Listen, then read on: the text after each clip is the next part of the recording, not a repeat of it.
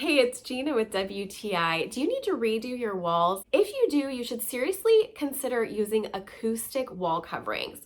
I got these hexagon ones from Ekkogo.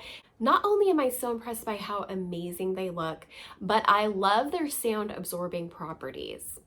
I installed these on a wall in our warehouse where I have a little craft corner.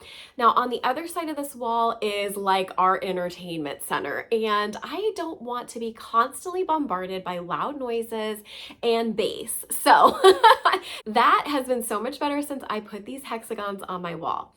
They are high density with 3D beveled edges, which really helps to absorb sound and make things a lot quieter. Check out this gorgeous color that I got. This is poppy orange, and I am absolutely blown away by how stunning it is. I also got the Ekkogo double-sided foam tape in order to use these on my wall.